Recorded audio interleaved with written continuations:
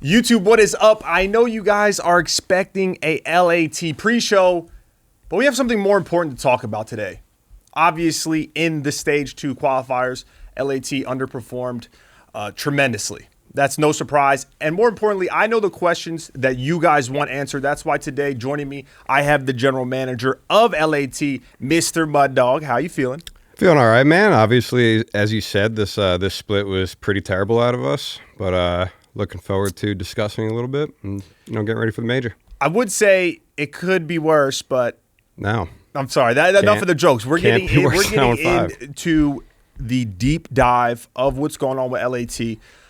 And I think the most important thing that everyone has been talking about is Cap. Yeah. Cap gets a lot of hate on social media. I see it on Twitter after every loss, especially in a couple of the most recent matches.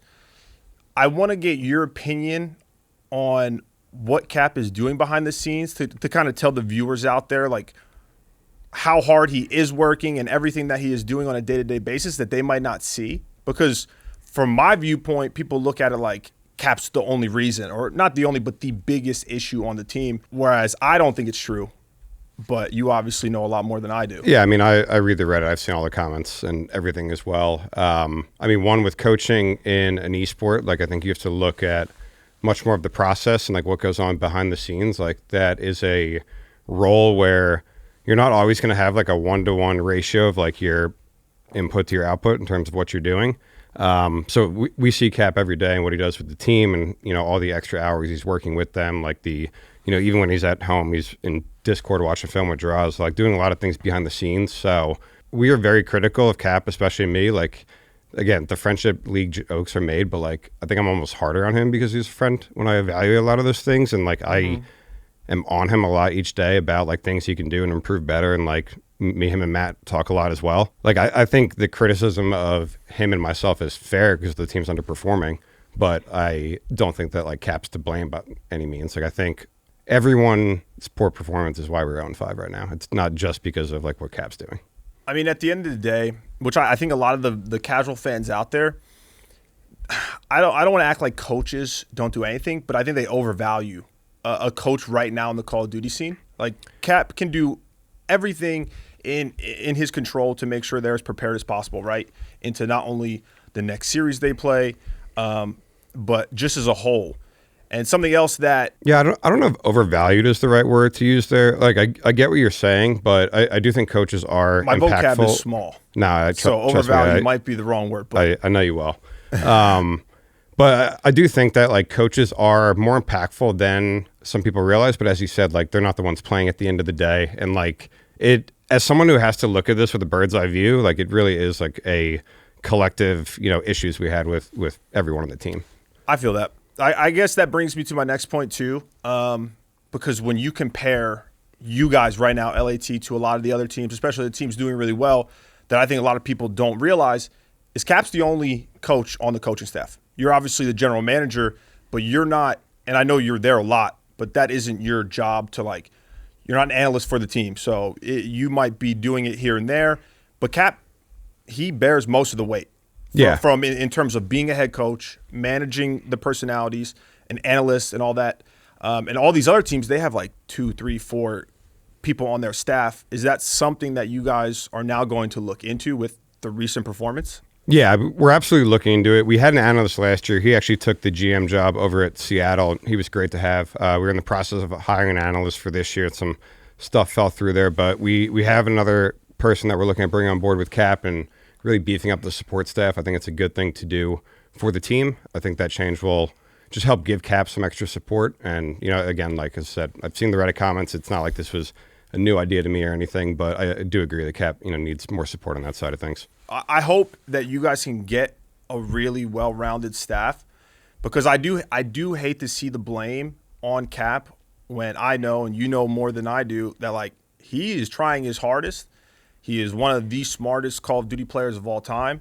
Like, that's how he was successful. Now, he might have shortcomings in different areas of coaching, but you can't put all the blame on him when it is just him. So I think getting more people around him will not only enhance the staff, but also just make the team play better. The other thing, too, that people forget with, like, the personal side of things is, like, anyone who's coaching Call of Duty now is not trained to be a coach. Like the most successful ones, like Ray and Crowder and those guys right now, like they were players as well. And like people learn, like Cap has learned a lot even from last year of like mistakes he made and just like how to communicate with players, like a bunch of those things. Like he's only in his second year of doing it.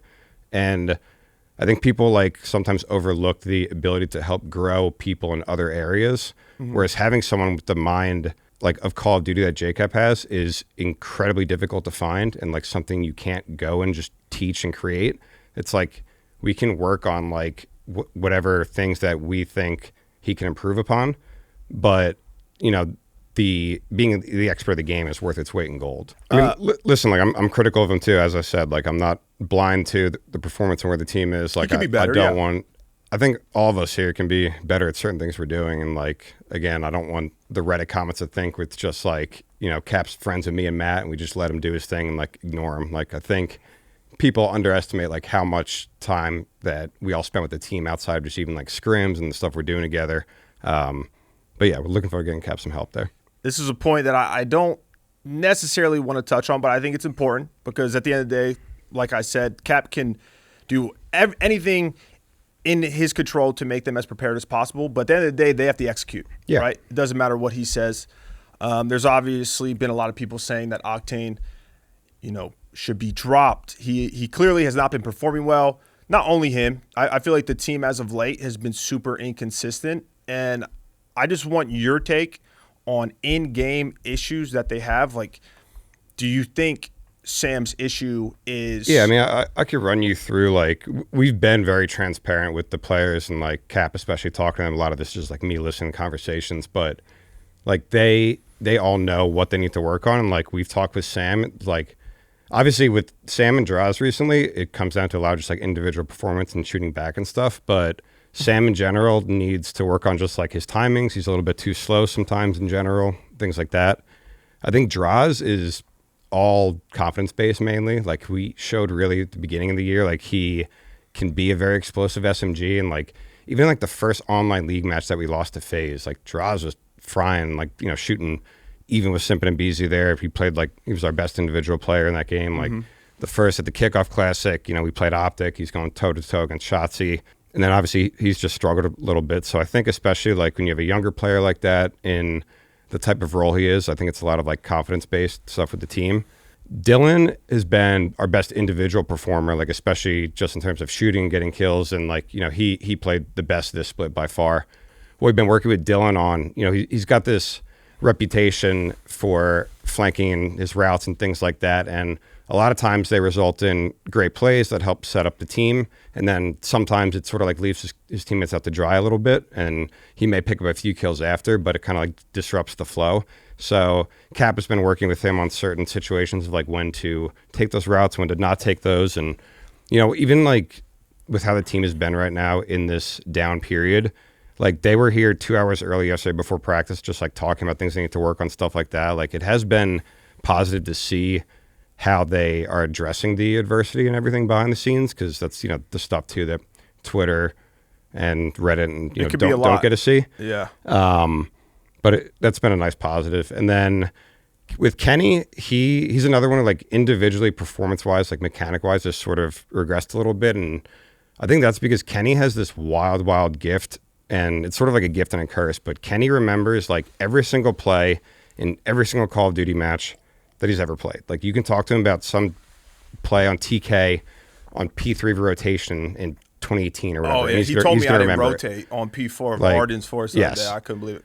So it's something that when we were struggling, you naturally as a team start to overthink of what you're doing. And Ken was sort of like, he would recognize those mistakes right away and then would sort of try to like compensate his gameplay and like what he's doing before the mistake even happened.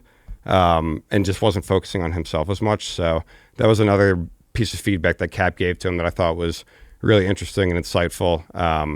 And like even today, he was like, because one piece of advice Cap gave too is like, if you think someone's making a mistake like that, you sort of need to just do like what is the correct play for you and let that mistake play out. And like, that's how you'll learn if it's a mistake or not. Because in Call of Duty, you're learning a new game each year. You really have to like trial and error a lot of these situations. And like, you know, as well too, it becomes like very minute decisions. It's like, at this point in the year, everyone knows we need to push street on this certain hill, but it's like, how are you playing it? What angles are you playing? Like, exactly. Who on your team's sliding for you to draw someone out? So a lot of that like in-depth stuff, you just figure out through trial and error. And Cap just talked to him about sort of like letting that happen. So instead of having someone try and do too much, but it ruins everything. Yeah, I mean, like again, it's we watch every match. We watch 20 maps a day of Call of Duty or whatever compared to just what they see on the match days. But it's something that it's been good to see them work through the adversity, and I think we're gonna bounce back from this. Obviously, confidence is a big issue. I would say right now, their confidence seems like it's at their lowest. Has there been any talks of like a role swap? I played with Kenny when he was the best submachine gun player in the game. Yeah. I truly think that as an SMG, you are the most important player on your team. Like, you have the most impact. And I think Kenny, he knows what he's doing. He knows how to play the game. He knows the pace. He's always been very smart when it comes to that. And with how things have been going, like, are you guys willing to try that? Is Ken willing to try that? Has Cap talked to him? Or I mean, I think Ken is willing to do whatever it would ask of him, and I'm sure Cap's discussed some of those possibilities. I think in general, like right now, we don't feel we need to make a change that drastic yet. Like we saw during the first part of the season, and like I know we played teams who had like lesser strength of schedule and they weren't as good and all the other stuff the comments want to say, but even like in scrims every day, like we were a very dominant hardpoint team to start. Yeah. So like we have the proof that we have the potential with that current lineup, and just need to like get back to, we are so far off from like playing and just even like how we look on the map than we were like a month ago, 5 weeks ago. So I want to see us like work towards getting back to that a little bit before we start trying to really like rip the Band-Aid off and make, some drastic decisions like that.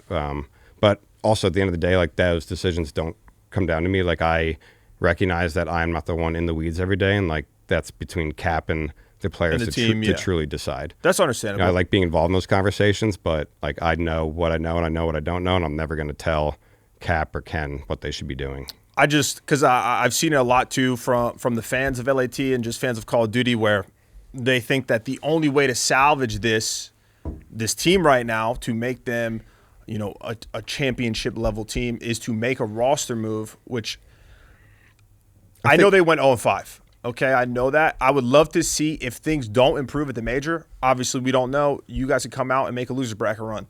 But I would love to see some sort of role change, because I think all four of these players are extremely talented.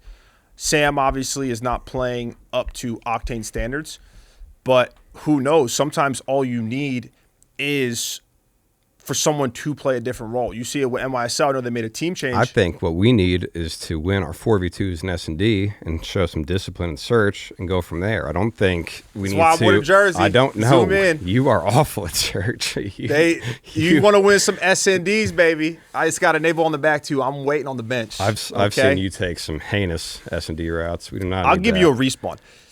Obviously, you guys still have Major 2. Even after going 0-5, the potential is still there. Like 3 of your guys' 5 losses were game 5s. And everyone knows what LAT's issues are, but after these qualifiers, have you guys been doing anything in particular to like, get the confidence of the boys back up, or, going over S&D more deeply, or figuring out what the root issue is, like with them in this spiral that they're kind of in? As I said, they've been getting here earlier, to review things with Cap and everything. They've been, doing stuff after dinner, like doing extra review with Cap. So they've been putting a lot of the work in, watching a lot of other teams' film, trying to learn things from there. But I think a lot of it just comes down to getting, one win or two on LAN, getting some confidence and some momentum. Like they're so excited to play on LAN. Like the 4 of them have a lot of confidence in who they are as individual players and like what our team is capable of.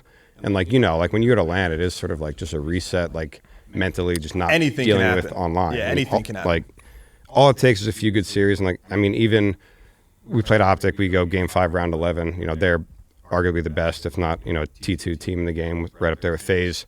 We have the potential to beat any team, especially on LAN. Like it's one of those any given Sunday situations. Mm-hmm. Like I'm not going to be unrealistic. I know we're not the favorites by any means to win this. Like, we had an abysmal split, but, all it takes is one good weekend. Well, you brought up a good point, though. Not to make an excuse by any means, but when you're in the room with them while they're playing in these matches, have they been, I don't want to say upset with like the servers and everything, but has that been an issue? Like, have you heard them talk about like, I can't get a kill in this game when they're playing one of these teams in the qualifiers? Nah, because it's completely different online to LAN. Like, and you guys are in LA. It like, is, but that's something that if they ever do complain about it, Cap just like shuts it down really quick. He's like, that's not why you weren't rotating. Stop bitching. Like, you didn't make the right plays. You didn't do this. Okay, good. Like, I just think I think the biggest thing for them moving forward, I know you didn't ask for my opinion, but I'm a savant when it comes to this. I'll take it. Is I just really hope that Cap can keep them as level-headed as possible. Because I even feel like in the beginning of the year, when things were going really well, almost everyone had you guys top 3 team. It's like too confident. Yeah, don't chow me on Gavutu. I love it. I do. But you also need all that started from Ken and Drazah playing rank play. Because they beat me in a rank play. Can we talk about that? Yes, He tweeted, they beat me. The meme literally started about Kenny beating you, and then it transitioned to Ken being like, simping shots, he can never kill me on Gavutu. Not letting the highs get too high, not letting the lows get too low. Because, shit's going wrong. Pardon my French. But you can't just completely give up. You can't lose confidence in yourself, in your teammates, or else you have to blow it up, like you were saying. And, like, the team does have so much talent. It's not working right now, but they can climb out of this hole that they're in. So, like, that's what I'm hoping that Cap is focused on. Because, there's a lot of issues in the game itself, especially getting 2v4 and S&Ds, letting accuracy 1v3 Ninja Diffuse, which I'm about to roast them after this video. I couldn't believe that. You don't even. I almost had a breakdown. I was seeing red when that happened. I almost threw my phone at the TV. But I do think that is the most important thing. That's one reason why Crowder was so good. You remember in Black Ops 4 is he kept us very level, no matter what, no matter if things were going great or we were going through a rough patch like LAT is right now. And I think that means everything going into LAN. Because like you said, it doesn't matter if you're there. Yeah, they're starting a loser's bracket. They can turn up and have a very good weekend. Like, it's going to be hard for them to win coming from loser bracket, but they can have a successful weekend and kind of build that momentum, raise the team morale, and get out of this rut they're in. But I don't know if Cap has that in him. Like, the chief vibe officer, I might have to go get them boys in line and give them some, because I don't know. We brought you in the one day as the chief vibe officer, and you just sort of sat there and roasted Sam for about 3 hours. Well, I mean, that's my relationship with Sam. People don't get it. People, a good vibe. You know what's funny? People. I'm going off the rails now, Kevin. Sorry, everybody. But it's enabled story time, because I feel like we got a lot of good stuff from the general manager over here. Down to lighten up the mood a little bit. Rather than talking about why we're miserable. Yeah, let's lighten up the mood. Let's talk about me. Let's talk about why you're an idiot. Yeah. But people were kind of cooking me for the video that had came out before this last week of the qualifiers, because, I joke with Sam, and if you don't get a 1.0, like, I'm taking your spot. And people were like, yo, Enable's. Wait, what video? Was it the vlog? It was like the behind the scenes vlog, yeah. And people were like, dude, Enable's, like, he's kind of mean, dude. That's so messed up. And because I tweeted Sam, too. I was like, bro, you're one of the best. Like, keep your head down and grind after you guys had that abysmal you being fake on the timeline? Yeah, people were like, Enable, you fake as hell. You cooking your friends. Bro, that's the relationship. People don't understand that it's tough love. Sam knows, people just don't understand. It's really as not a going to chief age well vibes now. officer, it aged like milk, like some milk. But as a chief vibes officer, okay, I know what needs to be done. So what needs to be done, chief vibe officer? No, okay, never mind. Thankfully, I am the general manager. Come on. Everybody needs a little vibes, baby. That's all I'm saying. I wore this jersey for a reason. I thought they tricked me. That's not even the right jersey. Well, okay, it was the only clean one in my closet. But I thought I was going to get announced. Like, not on the Storm roster yet, but put a little pressure on Sam as a bench player. Yeah, as a bench player. That's what I thought we were doing today. Instead, I had to ask you these tough questions. But do you even use the automaton or rank play? I use it all, baby. It don't matter. But do you actually? I rotate. No, you don't. I play corners. It don't matter. No one rotates the rank play. You hit front and gun, kids. Well, Eric, I appreciate you taking the time to answer those questions, just because I know that this is the content that truly everyone wanted to hear in terms of LAT. I think it's great, though, that the team is still confident in themselves enough to where, you guys aren't worried about blowing it up quite yet. We're down, but we're not out, baby. Down, survive and advance. I'm glad that you guys are starting to at least expand on the coaching staff to help Cap out, to help you out, and just make the team put them in a better place overall. Because at the end of the day, the more people you have that can look into the things that are going right, the things that are going wrong, is going to help in the long run. But I hope the boys can bounce back at this major. They are starting a loser's bracket. Who do you guys play first? We are playing the loser of Atlanta FaZe and NYSL. And when is that?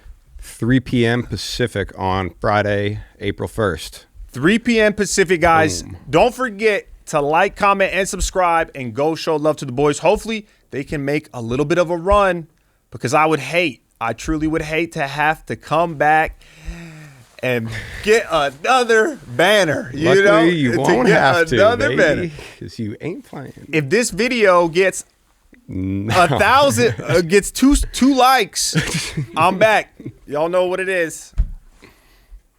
Goodbye. Yeah, no words.